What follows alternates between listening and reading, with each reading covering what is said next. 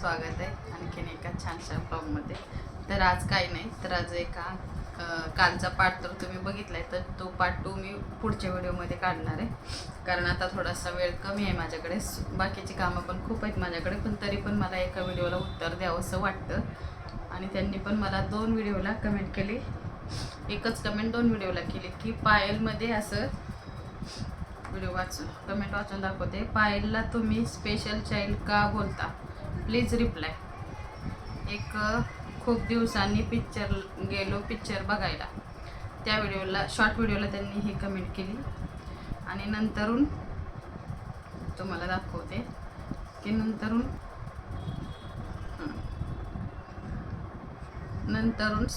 ताई special child असं काय आहे मुलीमध्ये तुमच्या, प्लीज रिप्लाय द्या. तर ते आता कालच्याच व्हिडिओला पाहिला मोतीबिंदू कसा झाला, त्या व्हिडिओला त्यांनी ही कमेंट केली. बघा, ही कमेंट तुम्हाला दिसत असेल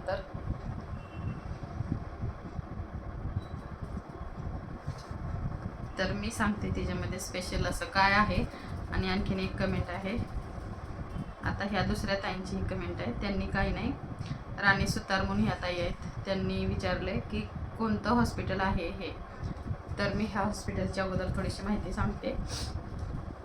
तर हे शंकरराव मासोळकर हॉस्पिटल आहे, नेत्र रुग्णालय, स्पेशल डोळ्यांचं हॉस्पिटल आहे. ते पिंपरीमध्ये आहे, अजमेरा हाऊसिंग सोसायटीच्या आतमध्ये आहे. तिथं काय असं जास्त खाण्यापिण्याची वगैरे अशी काही सोय नाही आहे, खूप लांब आहे. ते म्हणतात असं टाटाची जागा आहे, मोटरसाल म्हणजे तोंडात, पण टाटाची अशी जागा आहे. तिथलच्या काही लोकांनी सांगितलं मी झेरॉक्स वगैरे करायला गेल्यानंतर. तर हॉस्पिटल खूप चांगलं आहे, चांगली सोय आहे, फक्त खाण्यापिण्याची सोय व्यवस्थित नाही आहे, तर आपल्याला घरूनच घेऊन जावं लागतं. आणि जर आपल्याकडं आयुष्यमान कार्ड असेल तर आपल्याला तिथलं जेवण मिळतं, पेशंटला मिळतं, नातेवाईकाला नाही मिळत. तर आमच्याकडे ते काय आयुष्यमान कार्ड नव्हतं, त्यामुळे आम्हाला ते काही भेटलं नाही. तर ताई, तुम्हाला तुमच्या प्रश्नाचं उत्तर मिळालं असेल, तर तुम्हाला जर कोणाला गरज असेल त्या डोळ्याच्या हॉस्पिटलला जायची, तर तुम्ही बिनधास्त जाऊ शकता. आणि हिचा हा अनुभव मी सांगते, त्यामुळं खूप छान आहे. तिथं सोय वगैरे पण छान आहे, डॉक्टर लोक छान आहेत, तिथली टीम छान आहे, खूप काळजी घेतात. आणि वार्ड पण खूप चांगले आहेत, स्वच्छता पण खूप चांगली आहे, तर तुम्ही जाऊ शकता.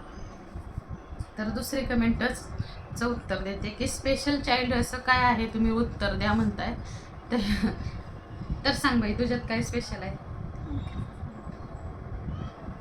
ती म्हणते मी, हां ते वाचलं मी.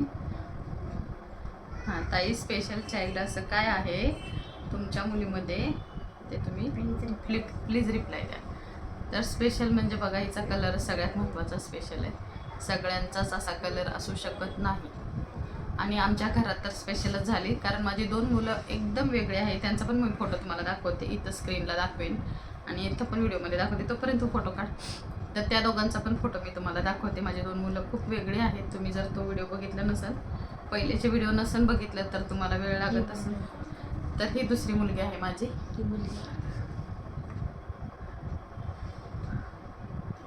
स्पेशल चाइल्ड बघू शकता तुम्ही, हिच्यात आणि ह्या तिघामध्ये किती फरक आहे. तरी पण हे ॲपमध्ये काढलेले फोटो आहे, तिचा कलर अजूनच छान दिसतो. तिघांचा तुमचा फोटो असेल तर दाखव बघ.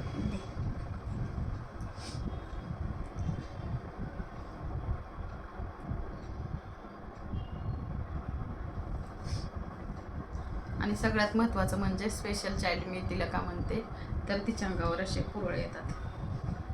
हे बघा, आता पूर्ण शरीरावर आहे, ते काय मी तुम्हाला दाखवू शकत नाही, पण हातावरचे बघा, हात पण असं एकदम नॉर्मल नाही आहे, अबनॉर्मलच आहे. पूर्ण शरीरावर असे डाग आहेत. जरी कलर सावळा असला तर असू द्या, त्याच्याविषयी पण काही नाही. तर असं कधी थोडंसं इकडचं वेगळं आहे, इकडं वेगळं आहे. तिचे हाताचे पंजे दाखव, राहू दे फोटो, पण नंतर इथे ॲड करते मी फोटो. असे दाखव, अरे असे सगळं. हां, हे बघा, स्पेशल चाइल्ड कशाला म्हणतो ते दाखव. मी पाय पण तुम्हाला तिचे दाखवते. पूर्ण शरीरात बदल आहे. कलर जरी सावळा असला तर आपले हात असे गोरे असतात, पायाचे तळवे तरी गोरे असतात, पण ते तसं नाही आहे, तिचं काहीतरी वेगळंच आहे. जीभ दाखव एकदा, जीभ तर पूर्ण काळी आहे. मग असं असतं का, नॉर्मल मुलांमध्ये नसतं. आणि स्पेशल म्हणजे मंद किंवा बोलता येत नाही, चालता येत नाही, हे स्पेशल चाइल्ड नसतात, असे पण असतात.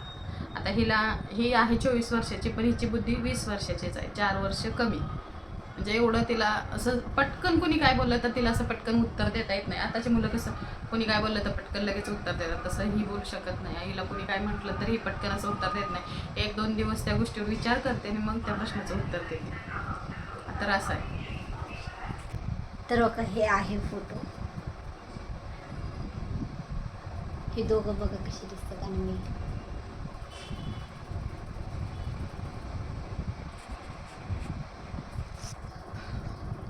तर आता आली होती कचऱ्याची गाडी, त्यामुळे मी गेले होते कचरा टाकायला.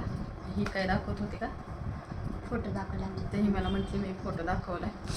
तर बघितलं असेल तुम्ही त्या तिघाच्या फोटोमध्ये पण किती फरक आहे. त्याच्यामुळं ही आमच्यासाठी स्पेशल चाइल्ड आहे. आणि तुमची मुलं 15 दिवसातून एकदा आजारी पडतात का? नाही, कमीत कमी 3 महिने, 4 महिने किंवा 5-6 महिने. कारण माझी ती 2 मुलं वर्षातून एकदा कधीतरी सर्दी खोकला असं काही होतं, पण ही महिन्यातून एकदा 2दा, कधीतरी असं होतं की महिन्यातून 3-3, 4-4 वेळेस पण ती आजारी पडते. त्यामुळं ही आमच्यासाठी स्पेशल चाइल्डच म्हणतो आम्ही. आणि तिला स्पेशलच ट्रीटमेंट देतो. आणि तिला घरामध्ये सगळे स्पेशल ठेवतात, नातेवाईकांमध्ये सुद्धा सगळे स्पेशल ठेवतात. आणि जर राहिला प्रश्न तुम्ही स्पेशल चाइल्ड का म्हणता, त्याचं तुम्हाला उत्तर मिळालं असेल तर या व्हिडिओला तुम्ही कमेंट करा. आणि सगळ्यात महत्त्वाचं म्हणजे आपल्या घरातलेच काही आपल्या विरोधात पण असतात.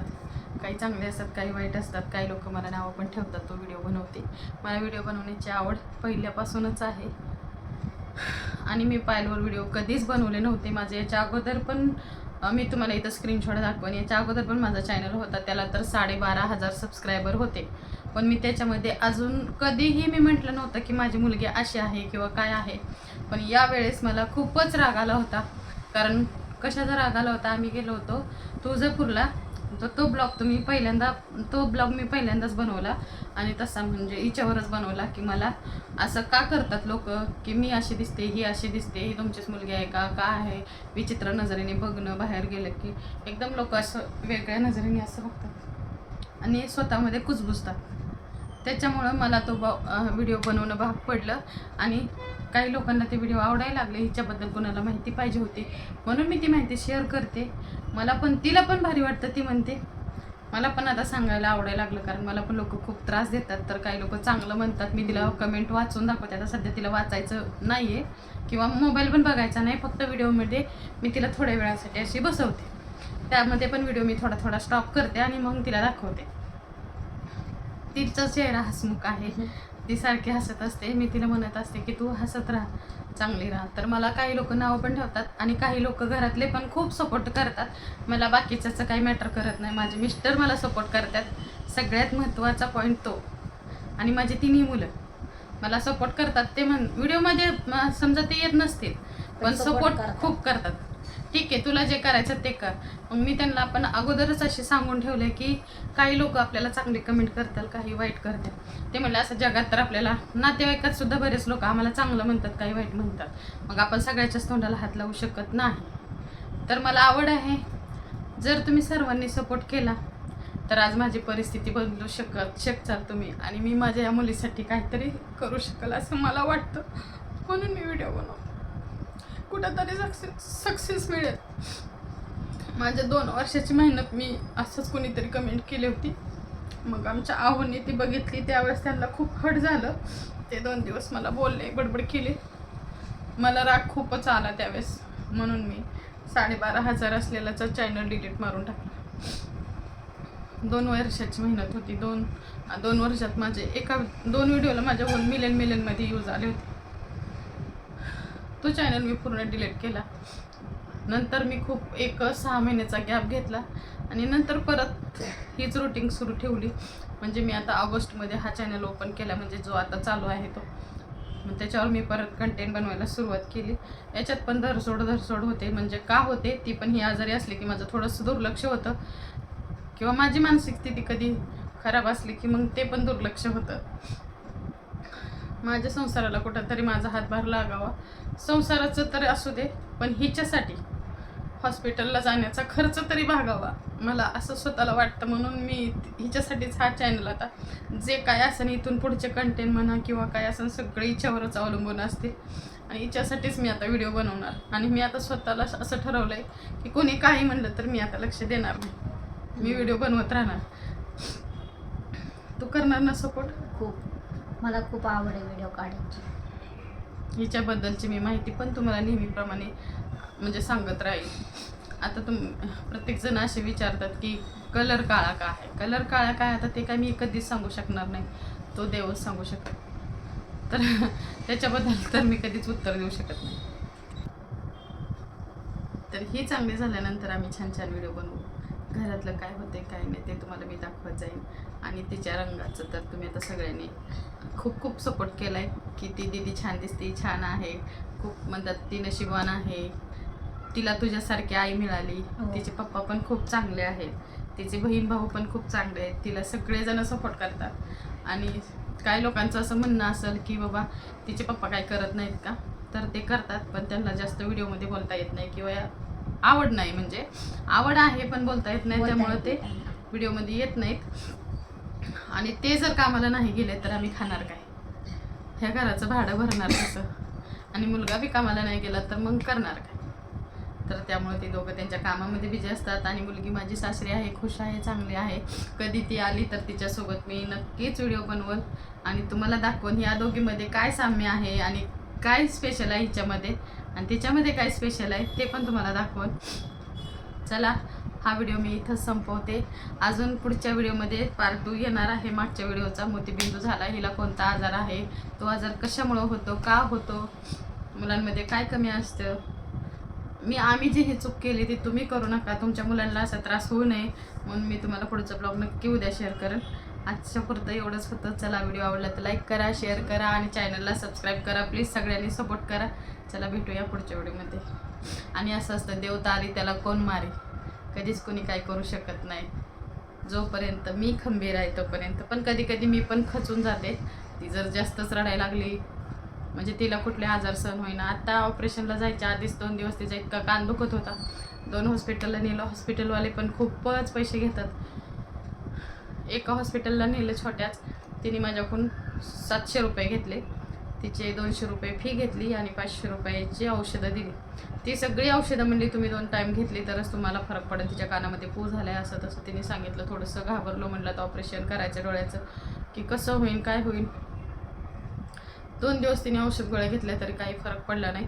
मग आमच्या इथे एक शहा मॅडम आहेत, हॉस्पिटल आहे, त्यांचं छोटंच क्लिनिक आहे. मग 2 दिवसांनी मी असा विचार केला, वाकडला आहे ते, बरेच जण इथले असतील तर त्यांना ते दवाखाना नक्कीच माहिती असेल. मग ते शहा मॅडमकडे नेलं, त्यांना सांगितलं, म्हणलं हिला कान दुखते, मी दुसऱ्या दवाखान्यात घेऊन गेले होते, मला इथून थोडंसं लांब पडतं म्हणून मी इथल्या इथं शॉर्टकट घेऊन गेले.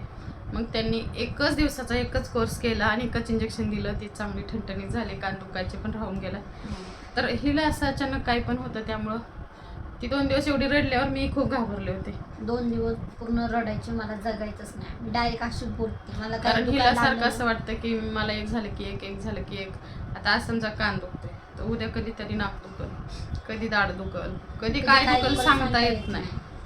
कधी मान दुखल, कधी काय दुखते, कधी काही पण दुखतंय तिचं, काही सांगू शकत नाही. आम्ही पण नाही ती पण नाही. काल आता कंबर दुखत होती, काल पण ती रडत होती, तिची कंबर दुखते. तर चला व्हिडिओ मोठा होत चाललाय, बाय.